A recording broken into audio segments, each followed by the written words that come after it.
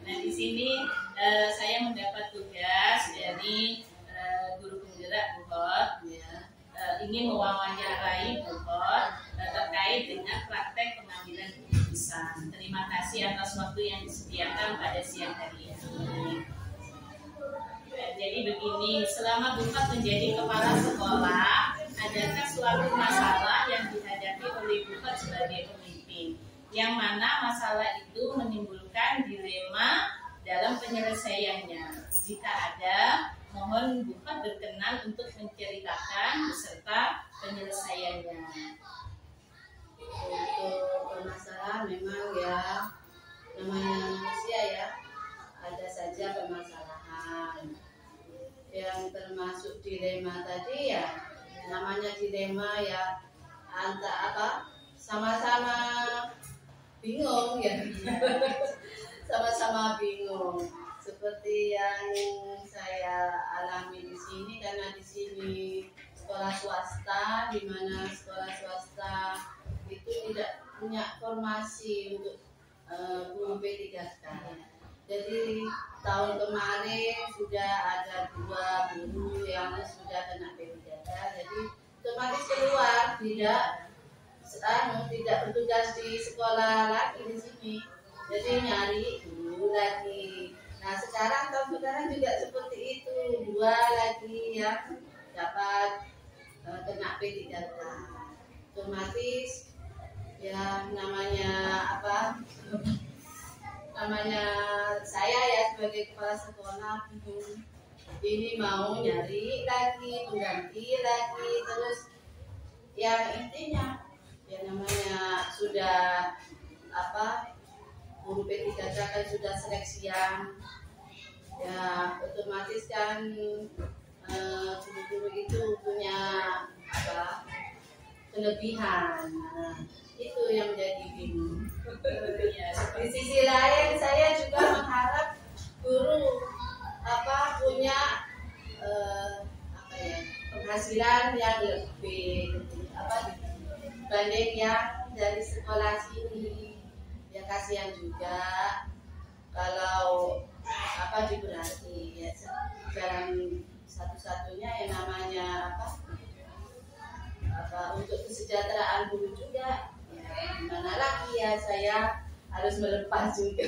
Seperti itu ya. Jadi di sini Bukhot bimbang ya Bukhot ya, menjadi dilema karena dengan adanya formasi P3K ini guru SD dan Tolabah banyak yang berkurang ya Bukhot ya. Solusinya Bukhot di sini merekrut kembali guru yang baru ya. Jadi gini Bukhot, di dalam modul yang saya pelajari di modul 3.1 ini ada 2 jenis dilema. Yang pertama dilema etika yang merupakan dilema kebenaran lawan kebenaran, dan yang kedua bujukan moral yang merupakan kebenaran lawan kesalahan. Nah, bagaimana Bukhot mengidentifikasi dari masalah tadi? Menurut Bukhot, masalah yang Bukhot ungkapkan tadi itu termasuk dilema etika atau bujukan moral? Kalau yang tadi itu termasuk dilema etika ya, karena sama-sama benar. Ya, guru ingin kesejahteraan, saya juga ingin juga punya teman guru yang sejahtera. Ya, dari satu pilihan itu ya saya yang harus menang. Keputusan yang bulat ya Bukhot ya. Kemudian bagaimana Bukhot menjalankan pengambilan keputusan, termasuk di dalam tadi kasus-kasus dilema etika yang sama-sama benar dan memiliki nilai-nilai kebajikan. Dari yang tadi Bukhot sampaikan itu mengandung nilai-nilai kebajikan apa Bukhot? Untuk nilai kebajikan ya, mungkin untuk guru keprofesionalan itu ya, keprofesionalan ya. Terus dalam sama-sama sama-sama benar karena itu sama-sama benar. Iya. dari masalah tadi Bu Hot, adakah langkah-langkah atau strategi yang bisa Bu Hot lakukan untuk menyelesaikan masalah dilema ini? Dari langkah-langkahnya itu dimulai dari apa saja Bu Hot? Pertama saya konfirmasi dulu ke pihak teman guru. Setelah itu identifikasi mengajak berdiskusi gimana enaknya, dan setelah itu berkolaborasi. Itu ya Bu Hot ya. Jadi yang pertama konfirmasi, yang kedua buat mengadakan diskusi dengan guru yang ikut PDKK tersebut, kemudian yang ketiga berkoordinasi ya, berkolaborasi dengan guru tersebut. Dalam menyelesaikan masalah ini Bu Hot, apakah ada tantangan dalam mengambil keputusan? Tantangannya seperti apa? Untuk tantangan yang kita sudah bermusyawarah, diambil yang terbaik tadi ya. Tantangan ya kita harus mengalah itu ya. Harus menguasai diri sendiri ya. Iya. Karena ya demi kebaikan teman. Ya. Dan di sini bukan memiliki aturan atau jadwal tertentu ya Bu Hot dalam menyelesaikan masalah ini. Apakah Bu Hot mempunyai jadwal yang tentu ketika ada masalah-masalah yang muncul, atau langsung diselesaikan saat itu juga? Kalau jadwal sih tidak ada. Kita kalau ada masalah cepat kita tangani. Karena kalau sudah ditunda-tunda ya jadi masalah merebet juga. Iya, sama merebet juga dan terkatung-katung masalahnya. Jadi kalau ada masalah ya langsung ditangani. Tidak ada jadwal tertentu itu ya, langsung ya. Iya, dalam waktu itu ya. Dalam menyelesaikan masalah, adakah seseorang yang membantu Bu Hot? Membantu saya ya, otomatis ada. Karena apa ya, sesama teman-teman guru juga dibutuhkan. Saya juga butuh untuk didampingi teman-teman guru, masukan-masukan apa yang sekiranya bisa menyelesaikan masalah itu. Dari komite juga saya minta pendapat juga ke komite. Dari banyak yang membantu. Sehingga masalah cepat selesai. Iya, cepat selesai. Nah, ini pertanyaan terakhir ini Bu Hot. Dari semua hal yang Bu Hot sampaikan tadi, pelajaran apa yang dapat dipetik Bu Hot dari masalah dilema tadi, kemudian Bu Hot bisa menyelesaikan? Apakah dalam hubungannya dengan pengambilan keputusan yang mengandung dilema etika tadi? Intinya masalah itu pasti ada ya, di lembaga, di luar, di rumah juga pasti ada permasalahan. Untuk itu kita harus bisa bikin masalah itu tidak sampai bermasalah. Ya. Yang namanya manusia itu mempunyai kelemahan, di mana kelemahan itu memang harus ditutupi, apa itu dari masukan dari orang lain, dan kita sendiri juga harus berubah. Terima kasih Bu Hot atas waktunya dan banyak ilmu yang saya dapatkan dari keterangan Bu Hot tadi. Semoga kedepannya Bu Hot diberi kesehatan untuk senantiasa memimpin SD Darut Talaba ini, dan semoga SD Darut Talaba ini semakin jaya Bu Hot. Terima kasih atas waktunya. Mohon maaf atas segala kekurangan. Saya akhiri. Assalamualaikum warahmatullahi wabarakatuh. Waalaikumsalam.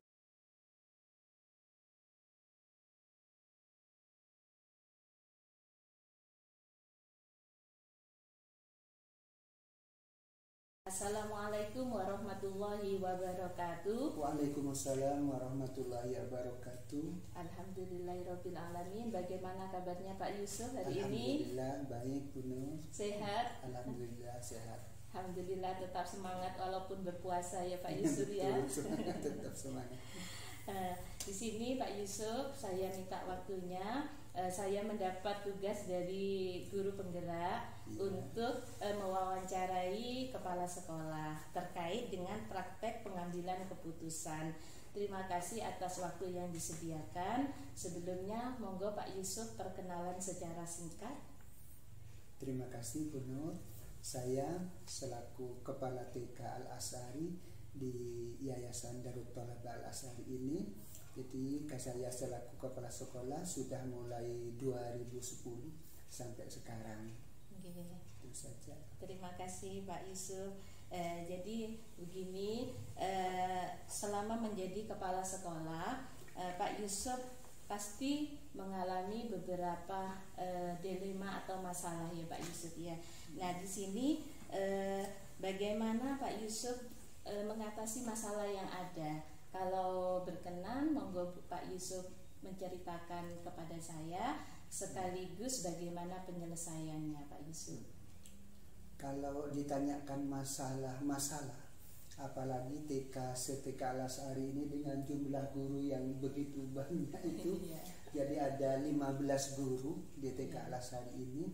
Dari segi guru aja sudah pasti ada masalah. Murid juga begitu. Termasuk kegiatan ekstra juga begitu, kegiatan ekstrakurikuler juga pasti ada masalah. Dan masalah itu bukan harus ditinggal lagi tapi harus diselesaikan. Nah tinggal mungkin yang perlu diangkat, masalah itu apa terkait dengan guru atau murid atau kegiatan ekstra, bisa apa saya yang milih apa Bu Nur yang milih?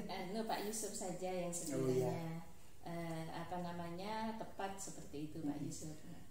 Kalau saya disuruh milih, mungkin kegiatan yang paling dianggap masalah bagi saya terkait dengan penerimaan murid baru yang kemarin tahun ajaran 2002-2003 itu kami awalnya menerima murid sampai 206 untuk murid yang baru. Nah itu sudah harusnya berapa 6 kelas itu sudah seharusnya. Cuman kami kan adanya 3 kelas, tapi dijadikan 4 kelas bagi saya sudah masih mampu. Artinya tiap kelas 25. Aslinya kan 20 anak, tapi saya isi 25 sudah cukup sebetulnya. 3 kelas. Saya pertimbangan nerima murid 106 itu karena kami akan dapat bantuan waktu itu. Dan pertimbangan saya, gedung itu sudah selesai di bulan Maret, April, Mei, Juni, Juli sudah bisa dipakai. Ternyata mundur sampai Oktober. Nah, sehingga anak-anak terpaksa jadi 3 kelas. Yang 106 itu jadi 3 kelas. Tentunya ada yang 35, ada yang 37, tetapi gurunya ada 2 di dalam. Tiap kelas itu ada 2. Tapi kan guru kadang-kadang kan juga ada izinnya. Kalau pas sendirian nangani anak 35-37 itu gurunya kewalahan sepertinya. Tidak akan maksimal mengajari anak dengan jumlah yang begitu banyak. Nah, ya dengan terpaksa itu tetap dijalankan. Tetapi saya berharap kepada teman-teman untuk diisi tetap jadi 2 guru. Dengan jumlah yang 15 guru dari 6 rombel itu saya kira cukup tertangani. Tetapi lagi-lagi memang kadang ada juga komplain dari wali murid apabila sudah gurunya hanya sendirian karena memang kewalahan. Itu yang jadi permasalahan. Sehingga untuk yang sekarang ini tahun ajaran baru 2003-2024 kami akan membatasi. Kemungkinan kami hanya mengambil 75 saja. Itu sudah insya Allah sudah maksimal. Karena rombelnya hanya 3, yang untuk kelompok A dan kelompok B juga 3. Mungkin itu. Jadi di sini Pak Yusuf merasa pada tahun ajaran baru Yang kemarin pada iya. tahun 2022 Iya. 2023 ini muridnya Overload. terlalu overload ya Pak ya. Kemudian Jadi, kalau ketahuan dinas mesti dimarahi. iya. Kemudian solusi dari Pak Yusuf di sini untuk tahun depan mungkin dibatasi seperti itu ya Pak Yusuf ya. Baik Pak Yusuf, pada modul yang saya pelajari, modul 3.1 ini ada kaitannya dengan dilema, itu ada 2 Pak Yusuf. Ada dilema etika, kemudian dilema etika itu ketika suatu masalah sama-sama benar Pak Yusuf, benar melawan benar. Kemudian yang kedua ada namanya bujukan moral, di mana bujukan moral itu suatu masalah apabila ada kebenaran melawan kesalahan, seperti itu Pak Yusuf.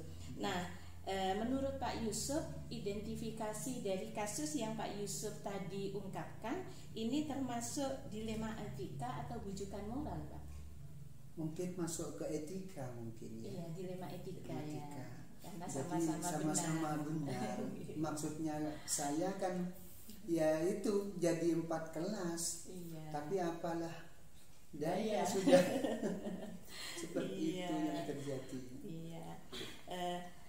Kemudian Pak Yusuf terkait dengan pengambilan keputusan yang Pak Yusuf tadi ungkapkan, nilai-nilai kebajikan apa Pak Yusuf yang ada di sana?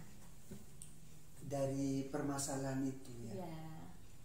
Kalau dilihat dari kebaikannya, ya tentunya anak-anak lebih senang kalau temennya banyak tentunya. Iya. Kalau anak-anak. Iya. Tetapi dari efektifnya, bagi kami ya kurang efektif. Iya. Tetapi insya Allah tidak mengurangi karena ruangan yang ada itu tidak sempit. Ruangan yang ada itu kan 7,5 kali 6,5 meter kelasnya. Ya. Jadi mungkin sebesar ruangan ini aja 7 kali 7. Ya pas seperti ini. Saya kira cukup sebetulnya di kelas. Iya. Cuman rasanya memang dari ukuran yang sesungguhnya seharusnya 20 diisi 35, 37 itu mungkin sudah overload. Tapi Iya. gurunya ada 2, insya Allah juga kami bisa mengatasi itu. Iya. Intinya itu tertangani ya Pak Yusuf. Insya Allah ya? tertangani. Iya. Iya. Kemudian Pak Yusuf punya langkah-langkah atau strategi dalam mengambil keputusan ketika ada masalah seperti yang disebutkan tadi? Ya tentunya kalau setiap ada masalah kami juga berdiskusi, mengumpulkan teman-teman di kantor ini, biasanya dikumpulkan bagaimana jalan terbaiknya. Di samping itu juga saya koordinasi dengan yayasan. Selaku orang tua kita yang punya lembaga ini, kami juga menyampaikan ke yayasan masalah itu. Jadi Sehingga koordinasi. koordinasi terus sehingga permasalahan itu dapat tertangani dengan baik dan tidak ada masalah, tidak ada komplain dari masyarakat yang mempercayakan putra-putrinya ke lembaga di sini. Iya, benar, solutif sekali langkah-langkah dari Pak Yusuf ini. Kemudian Pak Yusuf dalam menangani sebuah masalah, apakah pernah menjumpai tantangan Pak Yusuf dalam pengambilan keputusan tersebut? Tantangannya itu apa kira-kira Pak Yusuf?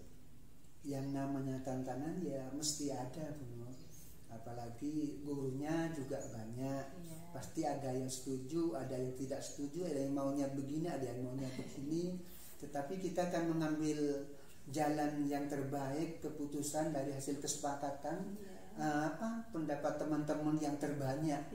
Maka yang terbanyak itulah yang kita pakai untuk mengambil keputusan. Jadi seperti itu. Hampir setiap bulan kami rapat guru itu. Jadi setiap ada apa-apa selalu koordinasi dengan dewan guru. Itu mungkin yang bisa saya sampaikan. Iya. Kemudian ketika Pak Yusuf mengambil sebuah keputusan, itu diselesaikan dengan terjadwal atau diselesaikan pada saat itu juga Pak? Kami menyelesaikan biasanya saat itu. Cuman disepakati dengan teman-teman. Jadi secara insidental lah, termasuk setiap ada masalah ya langsung otomatis langsung ditangani gitu, seperti itu. Jadi masih tidak masih menunggu jadwal. kecuali hal-hal yang barangkali apa ya, kayak apa, kegiatan di ekstra gitu, itu mungkin perlu terjadwal untuk menanganinya. Iya. Jadi tetap ya Pak Yusuf ya, walaupun dilakukan pada saat itu juga, tetapi dengan kesepakatan dengan Dewan Guru. Iya. Selanjutnya dalam menangani masalah dan mengambil keputusan, siapa yang membantu Pak Yusuf biasanya? Kebetulan sini yang sesepuh kan Ibu Hos itu selaku pengelola KB. Jadi koordinasinya dengan Bu Hos, dengan guru-guru yang senior juga. Tapi apapun mereka, tetap keputusan yang terbanyak yang saya ambil. Tetapi pertimbangan-pertimbangan kami juga dengan beliau, juga dengan yayasan. Seperti itu. Ya. Nah, ini pertanyaan terakhir ini Pak Yusuf.